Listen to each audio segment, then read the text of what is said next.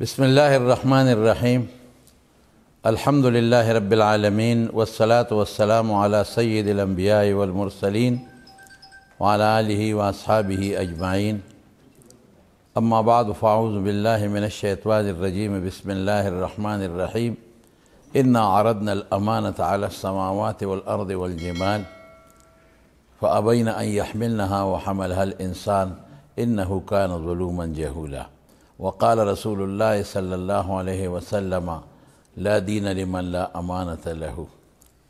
برادران عزیز، رب العالمین اس آیت کریمہ میں فرماتے ہیں کہ میں نے زمین، آسمانوں اور پہاڑوں پر ایک بوجھ ڈالا اور بوجھ ڈالنے کی کوشش کی، اور وہ بوجھ کیا ہے؟ وہ ہے امانت۔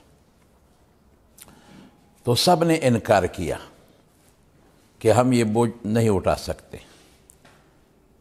پھر انسان پر یہ بوجھ ڈالنے کی کوشش کی تو انسان نے سینہ تان کر کہا کہ رب میں یہ بوجھ اٹھا سکتا ہوں۔ انسان ظلوم ہے، انتہائی ظالم، کہ اس نے اللہ سے وعدہ کیا عالم ارواح میں کہ ہم یہ بوجھ اٹھا سکتے ہیں، اور ابھی بوجھ تو درکنار، جو نعمت رب العالمین نے عطا فرمائی ہے ان کا شکریہ تک بھی ادا نہیں کر سکیں گے۔ اور جہولا، یہ نادان ہے انسان۔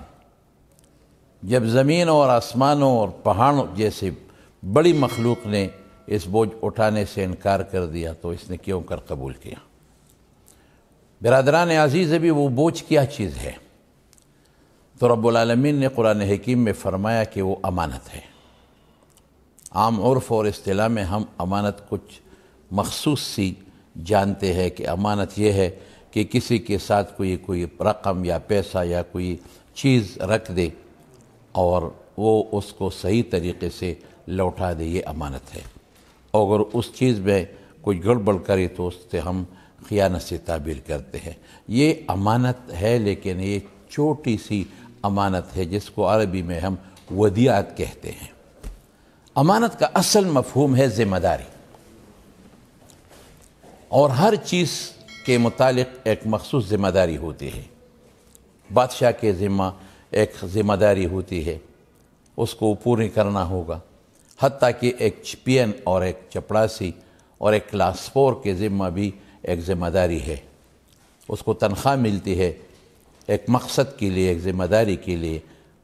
ان کی بھی یہ فرائض منصبی میں داخل ہے کہ وہ اپنے ذمہ داری کو پورا کرے۔ اگر اس نے اپنی ذمہ داری پوری نہ کی تو بھی خائن ہو گیا۔ باپ پر بھی ذمہ داری ہے کہ وہ اولاد کی اچھی طریقے سے تربیت کرے۔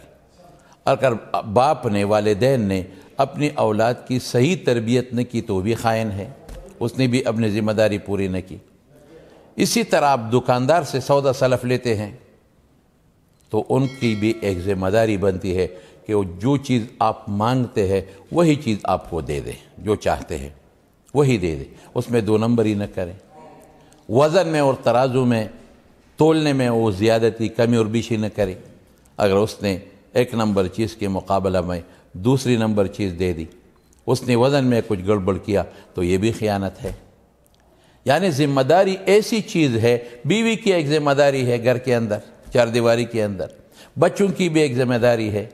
اسکول میں پڑھنے والے لڑکے جو پڑھتے ہیں، آپ سوچیں گے کہ ان کی کیا ذمہ داری ہے؟ ان کی یہ ذمہ داری ہے کہ وقت پر آ کر وقت پر جایا کرے، وہ اپنا سٹڈی ریگولر اچھے طریقے سے کرے۔ استاد جو سبق اس کو پڑھا رہا ہے اس کو سیکھ لے، اس کو جانے، اس کی جاننے کی صلاحیت خود میں پیدا کرے۔ اس پر یہ ذمہ داری ہے کہ والدین اس بیچارے تو یہ بچے تو ان کے لیے 500-600 روپے روزانہ کما بھی سکتے ہیں، انہوں نے اس کو اسکول بھیجا تاکہ وہ اچھی تعلیم حاصل کرے۔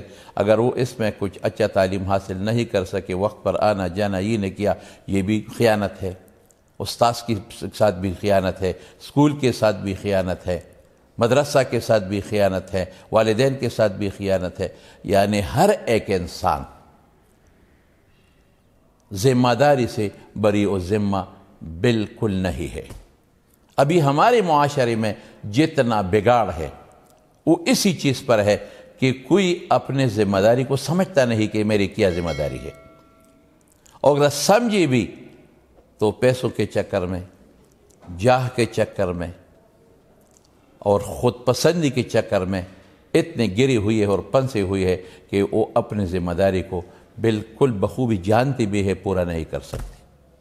ہماری ملکی حالات کو آپ دیکھ لیں، یقیناً جب ہم باہر جاتے ہیں، میں نے بہت سارے ممالک کا دورہ کیا ہے اور وہاں میں گیا ہوں، خدا کی قسم ہمارے کتنا پیارا ملک ہے پاکستان، جب پاکستان کا نام لیتا ہے کتنا خوبصورت ملک ہے، قسم ہے ایسے بڑے بڑے مالدار ممالک میں نے دیکھا ہے، لیکن ہمارا ملک جتنا سرسبز و شاداب ہے، جتنے پانی ہے، معیاری پانی، جتنے درخت ہے، جتنی جنگلات ہے یہاں، جتنا خام مال ہے یہاں ہمارے ملک میں، جتنے اچھے لوگ ہیں ہمارے ملک کے افراد عوام، کبھی آپ دوسرے ممالک میں یہ نہیں دیکھ سکیں گے۔ لیکن مصیبت یہ ہے کہ اوپر سے نیچے تک کوئی بھی اپنی ذمہ داری کا احساس تک نہیں کرتی۔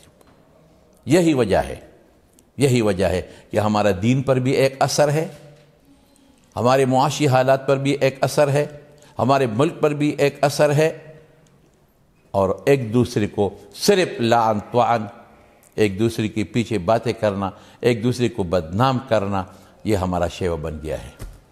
معاشرے کی بگاڑ ختم کرنا اور معاشرے کو اچھے طریقے سے سنوارنا و بنانا، یہ احساس ذمہ داری اپنانی ہوگی۔